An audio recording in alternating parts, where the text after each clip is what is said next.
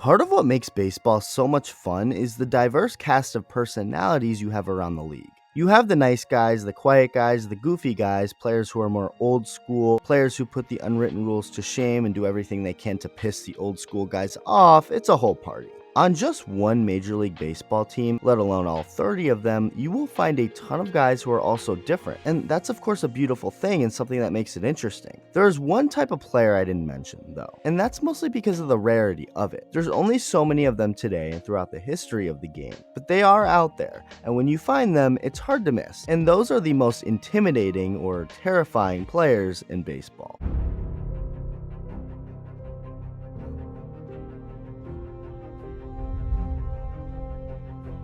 A lot of people in this country own guns, and this is for a variety of different reasons. You can go hunting with a gun, you can go to the shooting range, do other things, and of course many have a gun just for the sake of feeling protected in case they were attacked or someone broke into their living space. Okay, so imagine someone breaks into your house and your life is on the line. If you own a gun, you're probably going to arm yourself with it. Hall of Fame pitcher Randy Johnson did not own a gun during his playing days, but if he was in that exact situation, whether he had a gun or not, he would not use it because he simply didn't need it. According to the man himself, Randy Johnson claimed to have kept a bag of baseballs next to his bed to throw at a home invader. The exact quote is, "I don't own a gun, but I keep a bag of baseballs near our bed.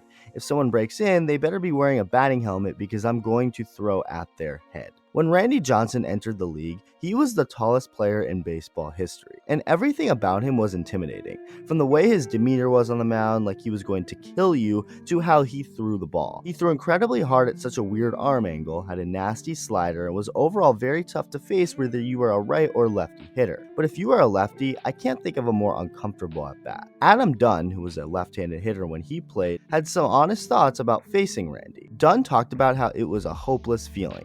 The first time you face him, you feel like he's going to hit you right in the back of the neck when he throws it, and it ends up down and away for a strike, and you just have to trust it's going to be a strike, and heaven forbid he doesn't lose one out there, and heaven forbid, there goes your cheek. Imagine someone who's pitching a baseball, and just so happened to throw a pitch at the exact moment a bird was flying by the mound, lining it up perfectly to where the bird gets smoked with the baseball and dies. Randy Johnson did that. It was completely unintentional, of course, but just so happens to be one of the more bizarre things to ever happen on a baseball field. Giants second baseman Jeff Kent went onto the field, picked up the bird with his bare hands, and pointed it at Johnson while smiling. Randy Johnson may be one of the more terrifying people to play baseball, but don't get it wrong, the man has a heart. Johnson didn't find what Kent did or the situation funny at all, saying as such and talking about how much of a blur it was. As time has gone on, though, Johnson has lightened up a bit on the incident, because after retiring, he'd start up a photography business and made his logo a dead bird with feathers in the air. So, although he of course wishes the situation never happened,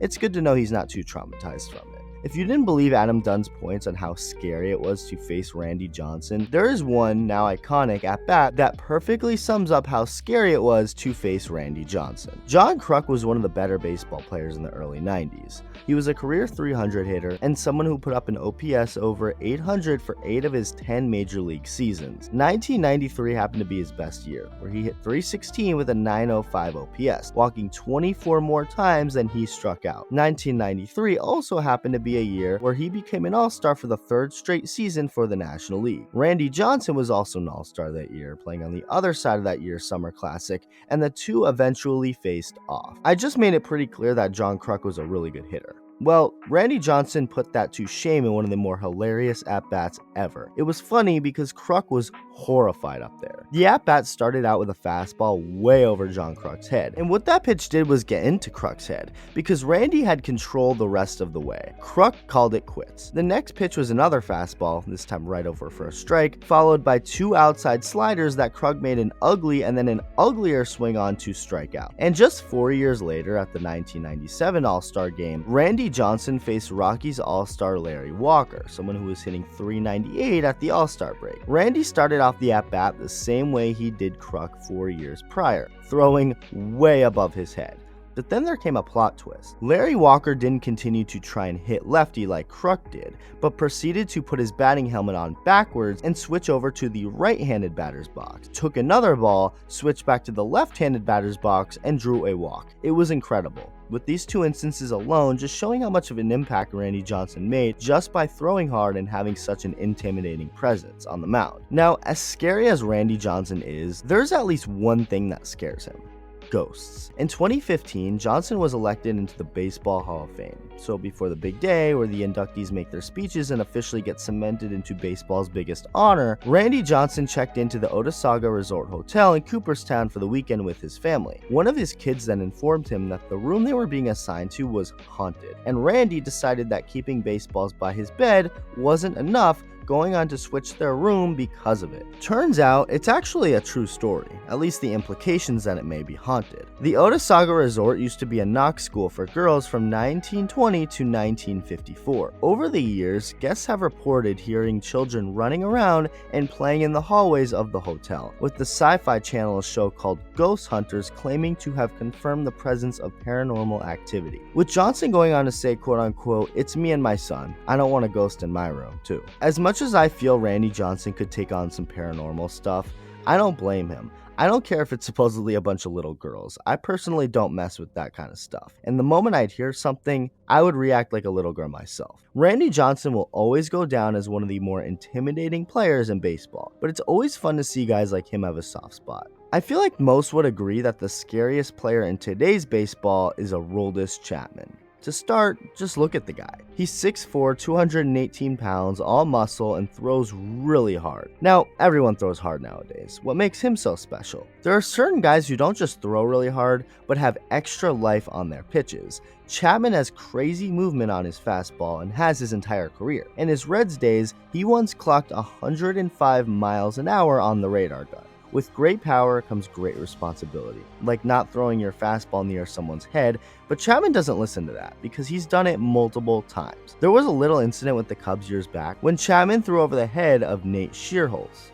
Twice. The Cubs were mad, the benches cleared, and this was only the beginning of stuff like this regarding Chapman. He's had several incidents since where he's thrown at people and they were not happy, with the latest one being when he threw over the head of Rays hitter Mike Brasso, someone who ended up getting the last laugh when he hit a game and series clinching home run off of Chapman that same year. He's also not a very innocent person off the field, but that's a whole different conversation. The bottom line is, Roldish Chapman is pretty terrifying to face and someone you probably don't want to get into a fight with. Let's take a trip back to the 90s when Randy Johnson was dominating baseball on the mound and Albert Bell was dominating baseball at the plate. Talk about scary. Bell might make Johnson and Chapman look like wimps, depending on how you look at it, of course. Albert Bell was a character, to say the very least. To start, he was really good.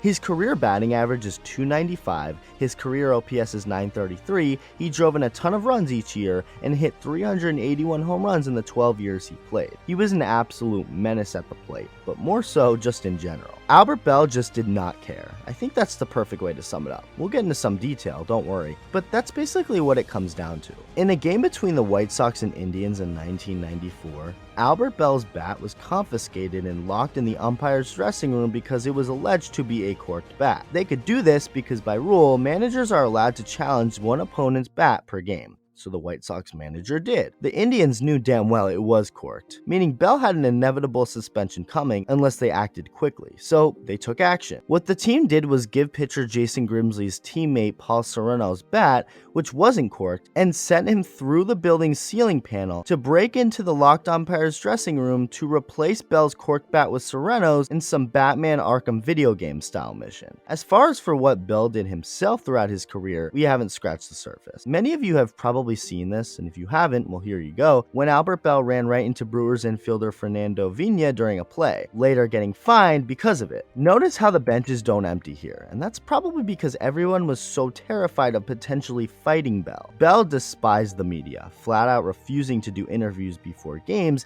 even shouting a ton of profanity at a group of reporters including Hannah Storm before Game 3 of the 1995 World Series, later being forced to apologize, but at first he didn't want to, and that's why I made sure to include the forced in there. Right after people started talking about what had happened, Albert Bell said that the Indians wanted him to issue a statement of regret when the fine was announced, but told them to take it out because he apologizes for nothing. According to many people within the game, it was widely known as fact that Albert Bell was nuts. He would slurp coffee constantly and always seemed to be loaded up with caffeine. On some days, he would destroy the post-game buffet, launching plates into the shower, and after one at-bat against Boston that ended unfortunately for him, he went back to the visitors' clubhouse, took a bat, and smashed teammate Kenny Lofton's boombox. Bell always preferred to have the clubhouse cold, below 60 degrees, and when one chilly teammate turned up the heat, Bell would walk over, turn down the thermostat, and smash it with his bat. His nickname became Mr. Freeze, and the Indians had to bill him $10,000 a year for the damage he caused in clubhouses on the road and at home,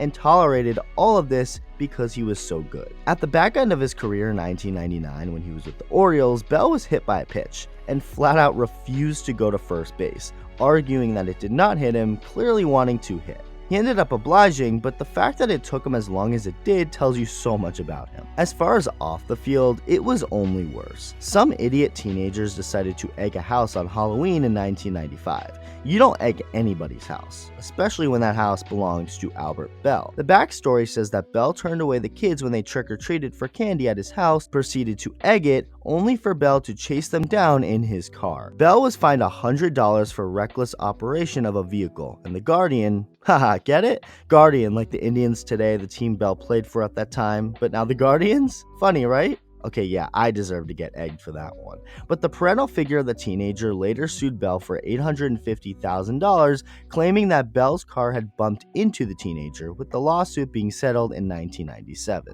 Post-retirement, Bell was sentenced to 90 days in jail and 5 years probation after he admitted to stalking his former girlfriend. And as lately as 2018, Bell was arrested in Arizona and charged with indecent exposure and DUI, with all the charges being dismissed the following month. As of today, Bell is staying out of the news, meaning he's likely doing well, at least a lot better. At the end of the day, he's a scary guy, back when he played especially, and I'm sure at least to some extent to this day. Let me know who you think the scariest player in baseball is, and thank you for watching.